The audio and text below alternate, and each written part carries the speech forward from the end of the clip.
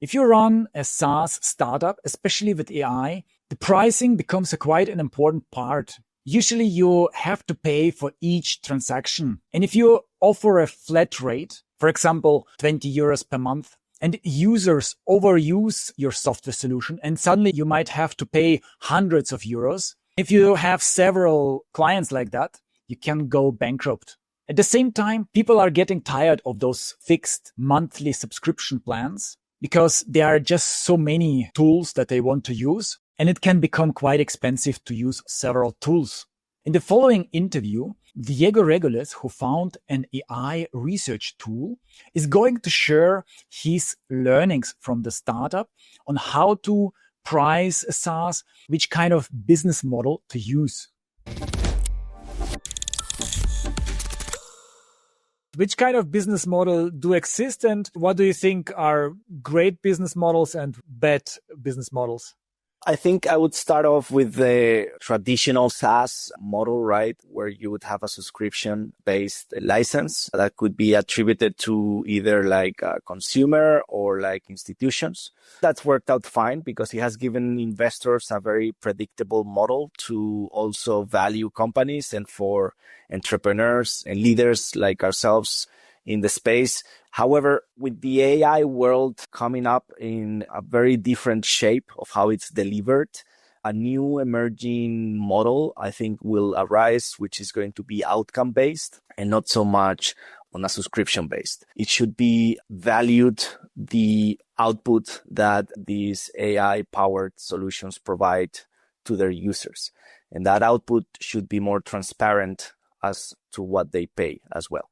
Output based, it could be, for example, if you have a software, let's say content generating, and then you can ask per word or per 1,000 words or per article, per picture, a certain amount. That would be outcome based payment. That's exactly right. And I think it's still early days to define those outcomes. And I think they're going to be unique to each company, depending on their use cases and the audiences that they are using their solutions. I basically pay for tokens that I use through the APIs inside my product. However, it wouldn't make any sense for a researcher to pay for tokens because to them, tokens don't even mean a thing. They are just concerned about whether this tool is accelerating and making them research smarter. To them, it may be more sensible to have a report-based outcome or a review-based outcome.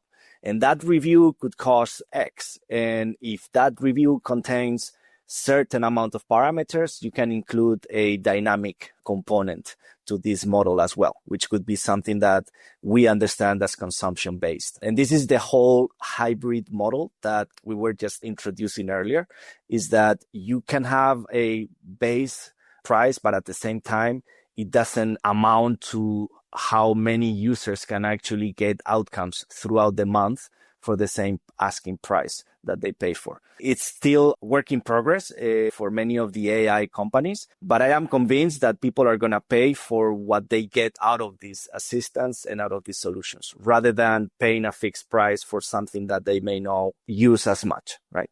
I'm realizing for myself, there are so many AI tools, and I want to use an AI tool for YouTube videos, AI tool for LinkedIn, AI tool for this and that. And then suddenly I'm paying so much money, it becomes really expensive. And I just need to do that maybe a couple of times a month. And I'm not ready to pay this kind of money. You can have like financial tracking of your accounts, but the whole subscription centralized is not something easy. And it frustrates you, and it's going to continue increase in frustration because it doesn't make sense to use a service once or twice and pay for it the entire month. And especially with AI tools, because the actual scalability is much bigger, right? It doesn't cost as much to provide you with an answer, whereas it would be to have an entire platform available with data ready for you. That adds a lot of value, especially the amount of effort and development money that's going to go into creating apps is also going to decrease. You cannot ask for a lot of money for something that's going to be much cheaply done. The hybrid model is the only way right now to monetize effectively AI agents and AI workflow systems. It's definitely better than subscription model, because with subscription model, even if it's a small amount, there could be a risk for the startup founder. You could create limits for each package. Output based. Here I see two challenges, and we can discuss that. One challenge is the acquisition cost of clients, which is probably you have to figure out. If you need maybe $100 to acquire one client, it will be easier to acquire clients if you offer flexible payment, but maybe will take forever to get the acquisition costs back. All the startup founders shouldn't forget about that. And the second one is more important, the customer support. If you can completely automate customer support, it can be feasible. Or if you can say, okay, if you want support with humans, it costs extra, because otherwise, if you earn €1 on average with your smaller clients, and every time they take your customer support half an hour or 15 minutes, then you are in a loss. I love it. That's really a good point. Customer acquisition cost and lifetime value of a customer. It's not that I'm trying to say that I'm removing the subscription-based model at all. It's that you need to integrate it in a much more sensible way in conjunction with a consumption-based model, because otherwise you're going to basically be unable to monetize on your most power users and the people that really have a necessity to use your product. If you look at a balance, you want to always target that power user to be very well served. But on the other hand, you don't want to let yourself as a business be run out of resources for those power users because they're just paying a free or like a low tier subscription. There is definitely potential to integrate premium features in what could be a SaaS solution that can be AI powered. But at the same time, if those power users want to leverage the tool many more times than a non-power user, then they should be paying for that. And if they are actually gaining value out of it, it should be a lot cheaper than getting them on a much higher tier of subscription. Because again, it's not a very continuous flow where researchers need to do literature reviews. It's something that goes up and goes down depending on their current circumstances of the research process. That needs to also account in the business model that you offer them. What do you think about the freemium model, or maybe even this where you give the first 7 days, 14 days for free to get clients easier? But on the other hand, you are also have to pay for the API costs. It's impossible to build a SaaS product or any product at all if you don't give it out for free to people to test it out or to try it. It's a very ambitious goal to have something go out the door and expect people to pay for it. I'm starting in the most basic SaaS approach. It's like free. And if I start building premium features, then I need to continue validating whether people are willing to pay for paid features. And that would create my first premium tier, right? Eventually, out of those premium users, I should be able to identify those users that make use of the platform the most and that they demand the most resources. And for those users, you should then obviously track and identify if they would be willing to pay for that extra consumption. You need to monetize on every specific user, especially if they use the service. I think that's where you have the option to evolve this hybrid model. But if you have those free users who don't use any of the premium features, so they don't pay you anything, but they are using the API, the tokens, so you have to pay for them. That's where my customer acquisition cost would come in place. And this is where the entire ecosystem of AI models is currently evolving. It's not the same that I provide you with an answer that is based on GPT 3.5, but at the same time, it's not fair that I basically give out for free a reasoning model that's going to cost me at least $2 or $3 to run, to give you a different response. And I think that's where the different tiers of what kind of output you want, what type of quality, how comprehensive you want that answer to be. And this is where the opportunity lies. I don't see a problem of having free users loading up on a low tier model, because at the end of the day, that doesn't really cost much. I think it's going to be completely commoditized to the extent that it's going to be very seamless to run AI powered answers at a very cheap cost. Yeah. if the person is using the simpler version of the AI, then it's pretty cheap. But as soon as if the user wants to have the most advanced, where the AI is also investing more resources, then you cannot offer it as a free tool. It's about finding the balance of what provides enough value to a free user that may keep them happy, but it may also be a moment where in a specific moment in their research journey, they need those extra premium features, or else they're going to have to spend the time to do it manually. And people are going to have to decide if an outcome-based price on that output from that particular service costs them more or less than doing it themselves as they used to do before. And every knowledge worker is going to have to decide that in the near future. The reason you offer those free plans is to show the quality of your software solution. It has to be clear for the user that if he pays, he can get even much higher quality of the results. Yeah. I mean, on one end, it has to display and demonstrate the value, but not necessarily the entire value. It has to be like a taster of what it can do. Yeah.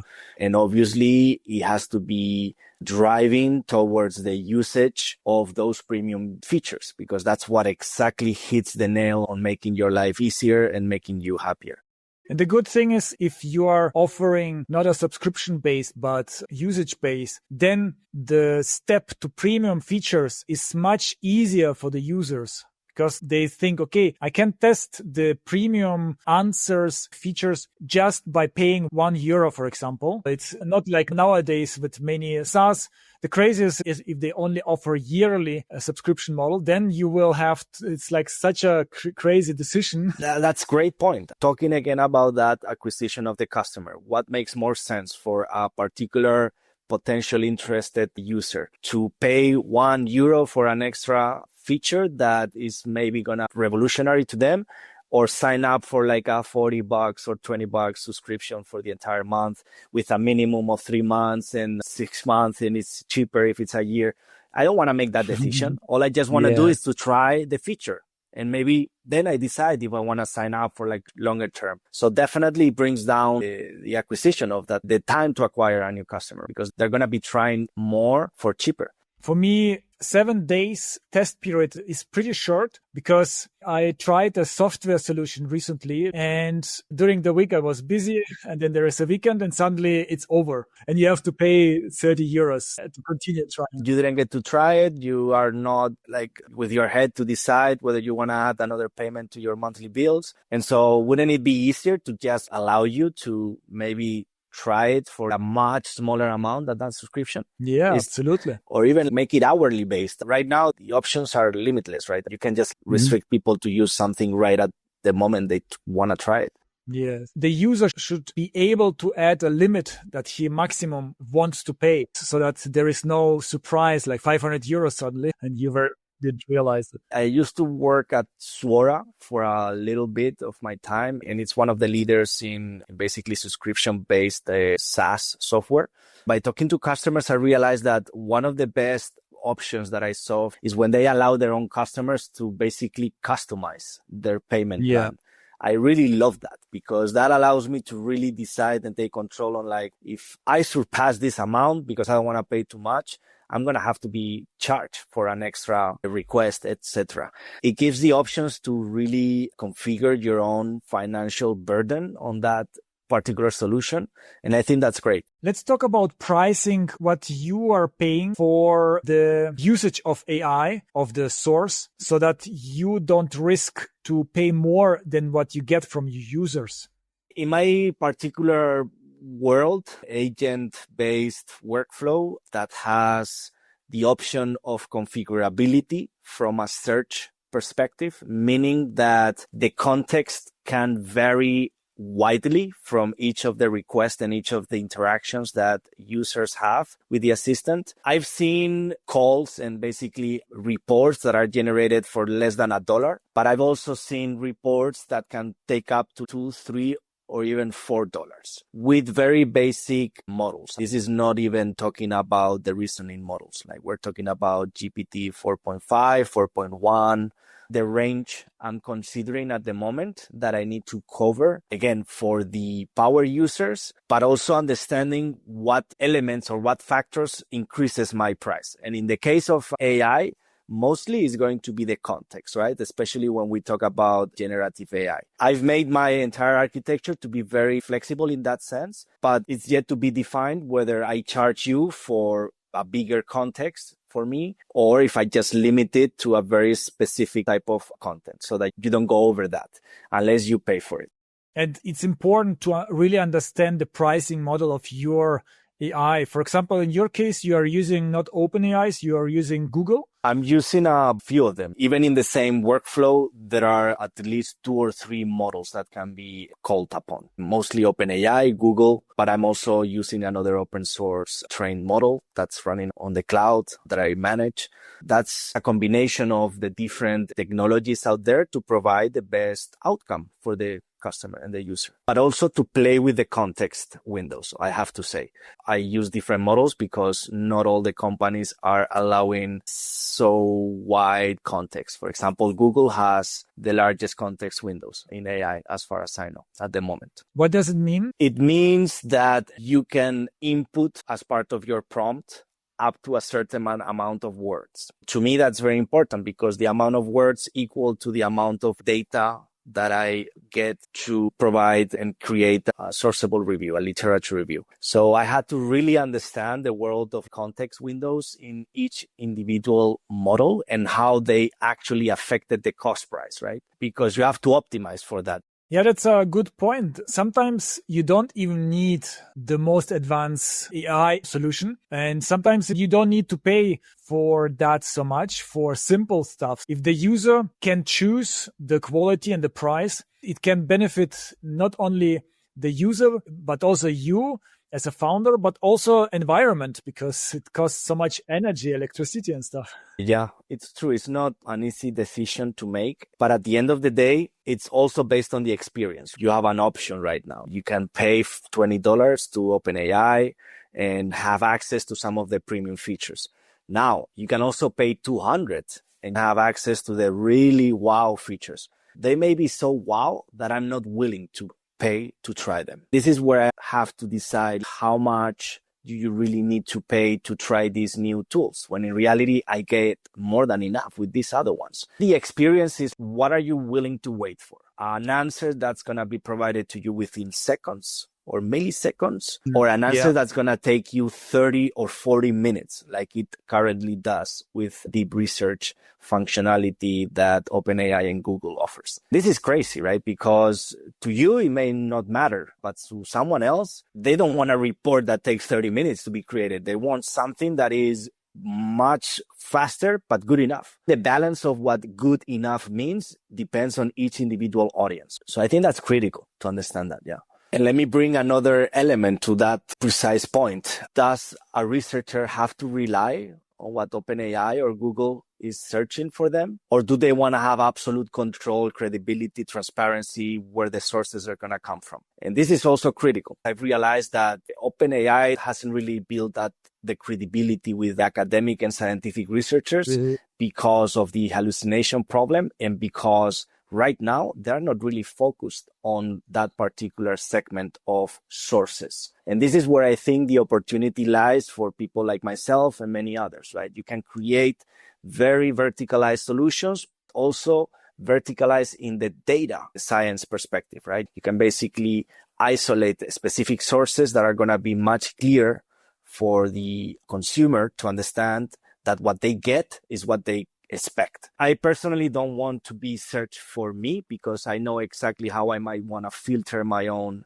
results. Right now, I'm relying on these big companies to do that for you. I'm not a researcher myself, but I am a very curious person, and I want to get the knowledge from the sources that I rely upon the most. Right now, there is no control, and we're losing that control. That's like basically delegating our own knowledge journey to a machine that has no idea whether the blog of XYZ is more relevant than the World Economic Forum. This is like critical aspects that we need to start trusting more what these machines say, but not at the expense of them doing whatever they want without our knowledge.